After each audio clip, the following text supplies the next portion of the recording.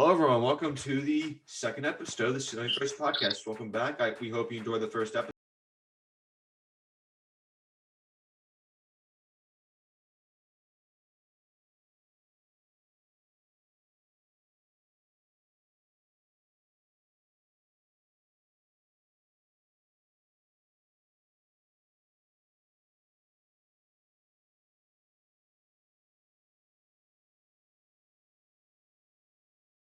Offseason moves and what they've done so far, and what could they do to improve themselves, and the outlook of the Phillies as well. So let's go over some of the major moves they've already made. So right now, the guys they've signed, the two major guys are Corey Knebel to 1 year, $10 million contract, and they also signed Johan Camargo, who is the third baseman for the Atlanta Braves, or bench player for the Atlanta Braves, who would come into play third base. He got 1 year contract from the Phillies as well, and Corey Knebel was a relief pitcher for the Dodgers last year, who was very good. He will most likely be replacing Hector Neris, who left the Phillies and signed a 2 year, $17 million contract with the Houston Astros. And as well as that, the Phillies are most likely also going to lose Odubel Herrera, who I would say would probably not be re-signed. Travis Stankowski, who was a minor league guy who was signed on my minor league contract with an invitation to spring training. I can't see him coming back either. Then you also have Andrew Knapp, who left and signed with the Reds. JD Hammer left as well. Andrew McCutchen got his option declined. He will probably not be back with the Phillies. They also lost Ian, and they're also probably not going to have Ian Kennedy, and then after that it will be Archie Bradley, who is now a free agent this year, and then you have Brad Miller, who's probably the most important free agent lost so far, who is a big spark off the bench of the Phillies throughout the entire year last year, and then last but not least, you have Freddie Galvis, who signed a 2-year deal with a team in Japan, so he will for sure not be returning to the Phillies this year. And I also forgot, how could I forget Ronald Torres as well? He is a free agent as well, and so they're going to have a lot of ground to make up in the offseason, especially considering how much other teams have done. Like, for example, the Mets have signed Max Scherzer, and then I believe the Texans signed a lot of guys too. They signed Corey Seager and who I remember them signing someone else too. John Gray, am I thinking of? I believe so. Yeah. Let's look it up actually. So the Rangers actually they actually signed they actually signed quite a few guys that in the offseason. So they signed Cole Calhoun.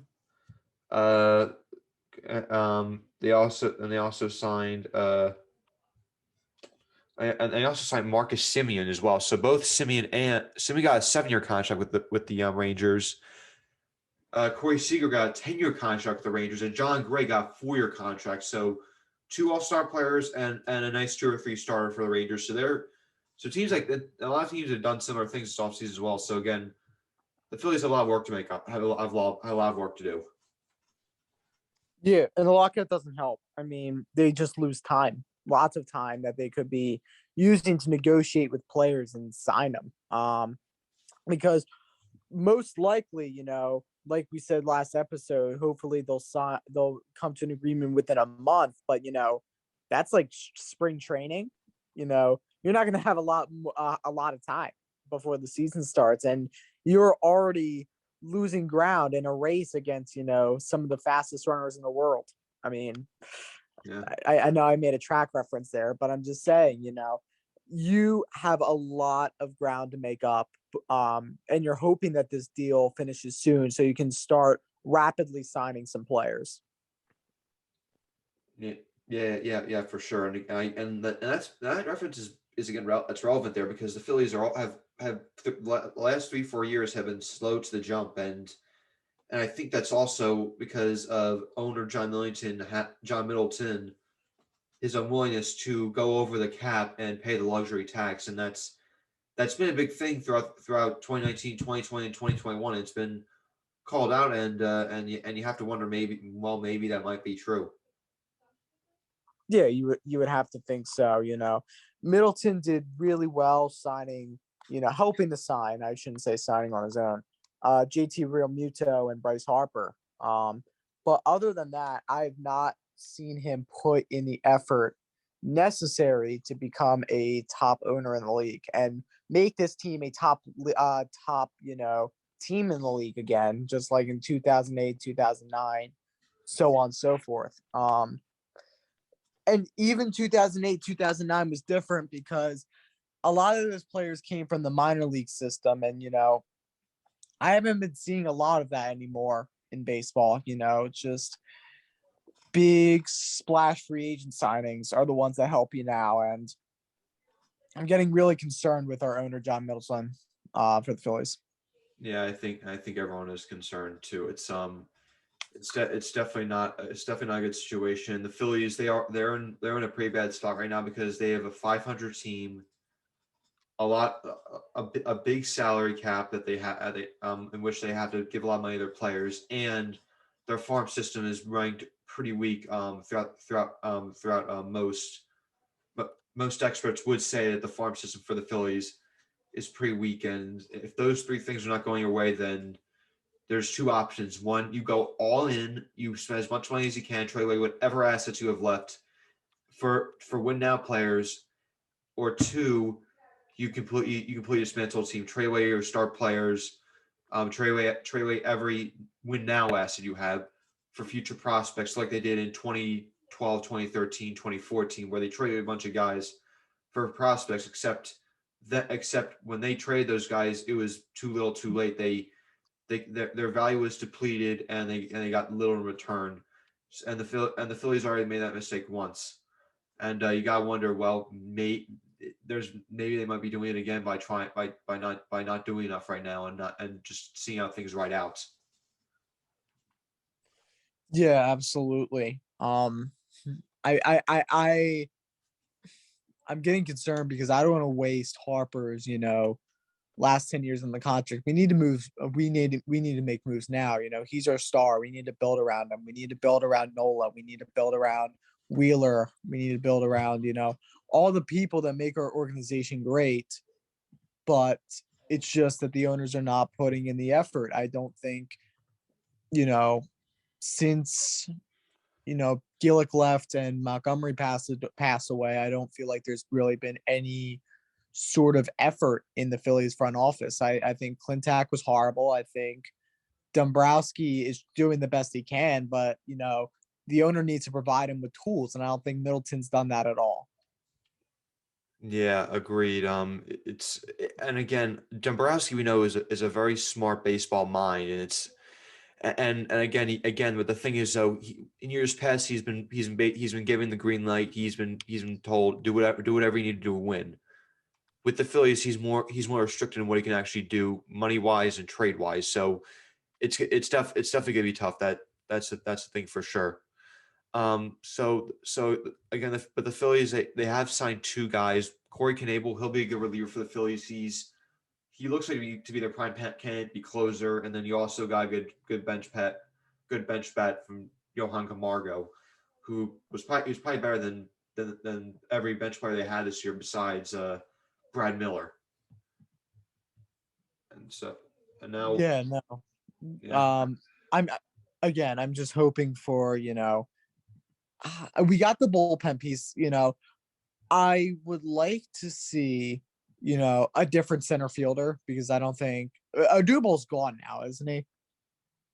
Yeah, he's a free agent. I can't see them re-signing him. Yeah, surprisingly, he was even in baseball. Surprised he was even in baseball again. Like, good for him for building his way back, but Yeah. time to see him go. I need to see a different center fielder. We need some help in the outfield.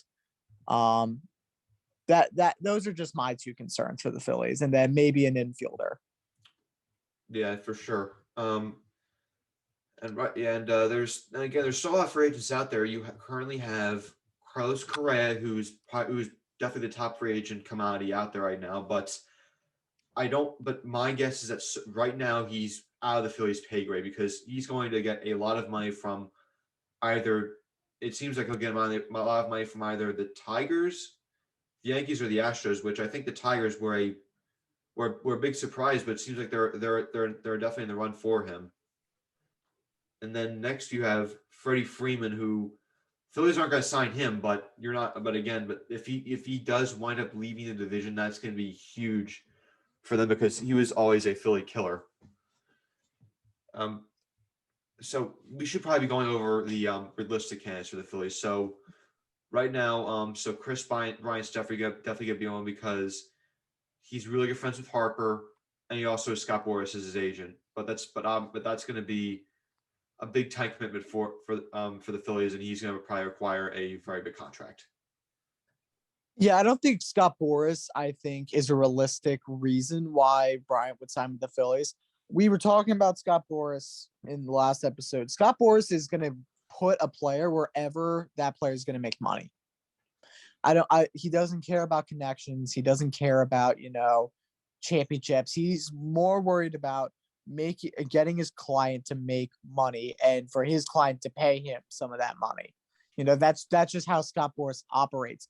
If the Mariners offered more money than the Phillies, well, I mean, of course Brian gets the final say, but he's going to try to push him to go to the Mariners because he's just going to make the most money there.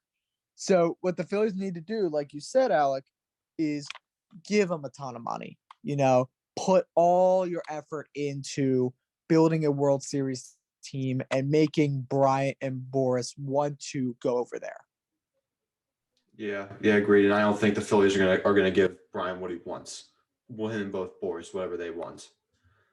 The next option might not be a bad one for them. It's Trevor Story, who's coming off of a down year. I would say for the Rockies because again they didn't have Nolan Arenado anymore, so that's obvious. So the teams are going to pitch to him more.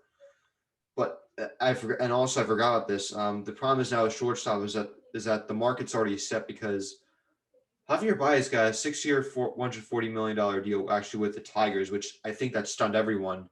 That's bad for other teams because now it sets the market, and I think every other shortstop that's out there is going to get a lot more money, and as well as every other free agent. So he could again. I think he could be an option for the Phillies, but again, their pay grade. I think right now the most realistic candidates are either Nick Castellanos or Kyle Schwarber.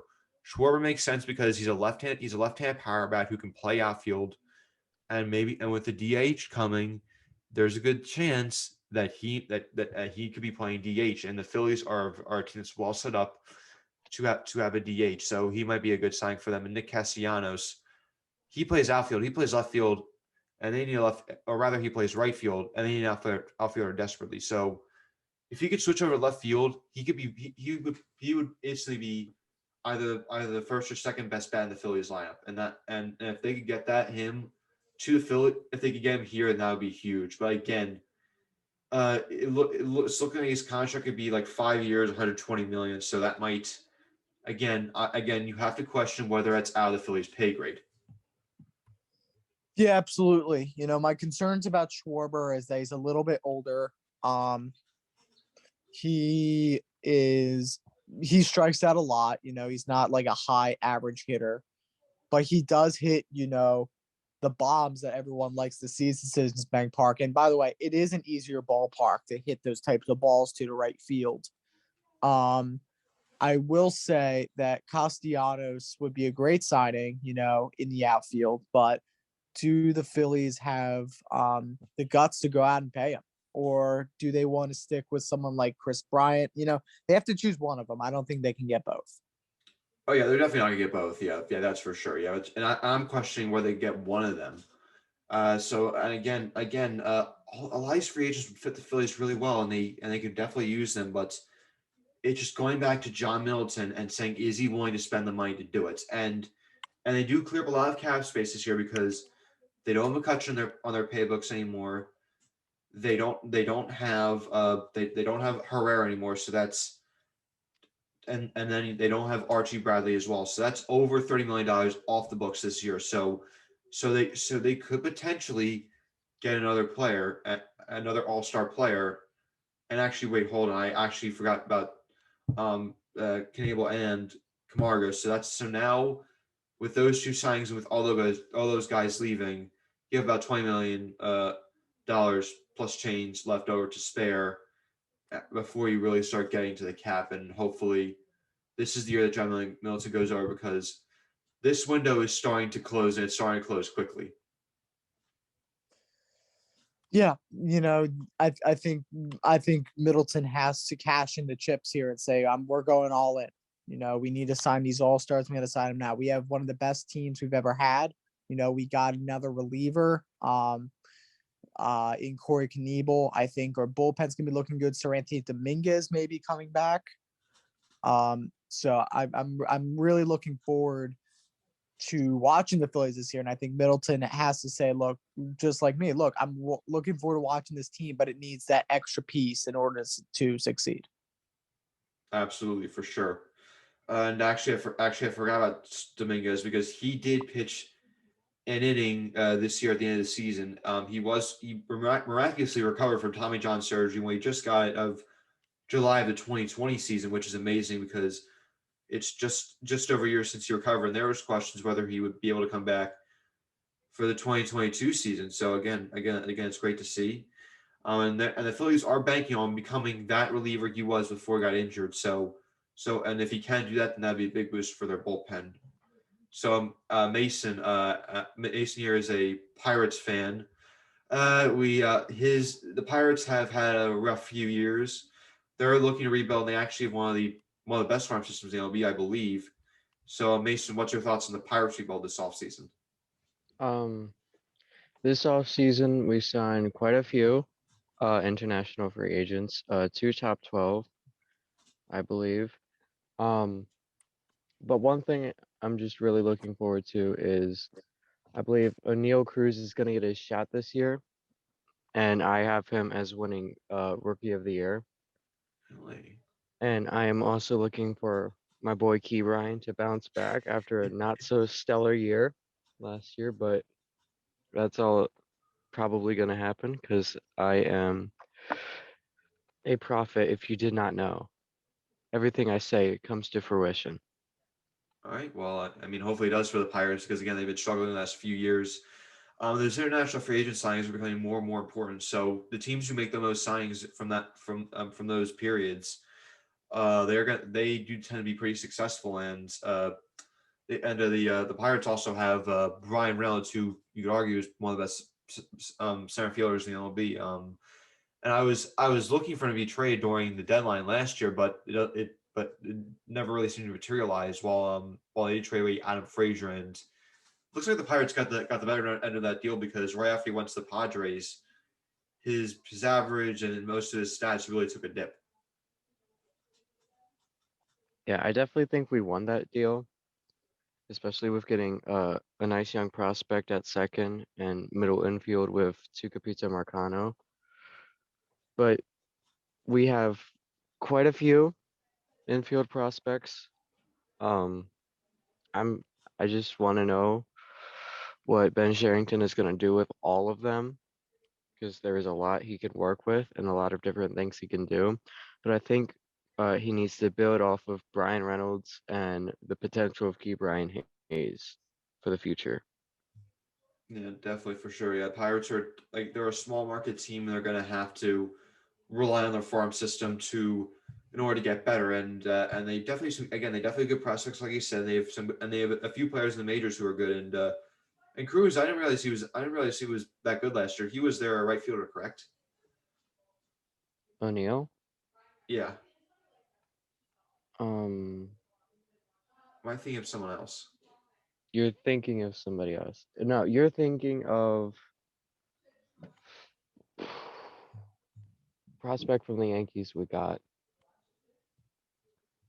Maybe that's what I'm thinking of. Yeah. Yeah, Cruz, he played shortstop for like 2 games at the end of the Ah, year and he hit a home run. That's like all he did for that us. I see. Okay, I got you. Okay, yeah, that makes a lot more sense.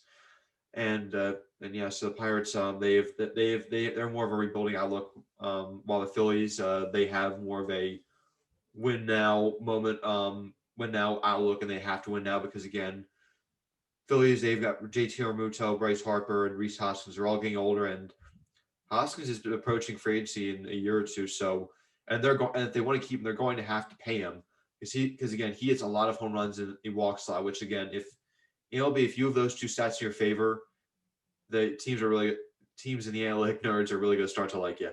And analytics is becoming the talk of baseball within the last few years. So again, Phillies got to open the vaults.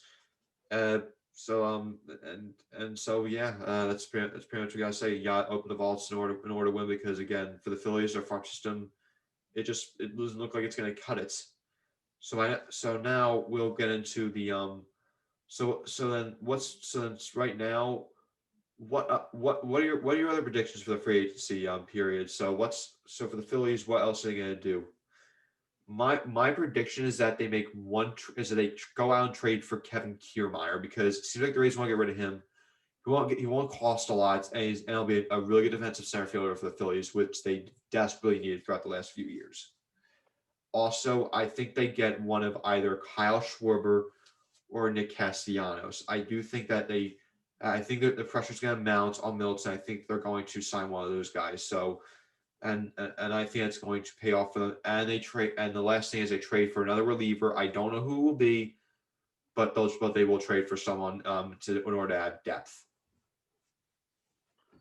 Yeah, I definitely think they're going to sign another reliever. That bullpen was a complete mess last year. But I agree with you about Castellanos. I don't like Schwarber. Like I know he's a great home run hitter, and he would be a great DH, but he strikes out a lot and he's getting old. I want someone that can ride it out with Bryce Harper, at least for a little bit. So I'm hoping that we get Chris Bryant. I mean, he fits all of those categories where, he can play. He's a great third baseman. I think he can really hit. I think he is going to really take this team to the next level. So that's what I think we're going to do. Fair enough. I don't think the Phillies will sign Bryant because again, I just don't think they'll have the money to do it this year. But we'll see. I'm sure, and like you, I'm sure every Philadelphia Phillies fan is hoping to get Chris Bryant on this team. So everyone, final thoughts on Phillies, Pirates, or anything in baseball at the moment?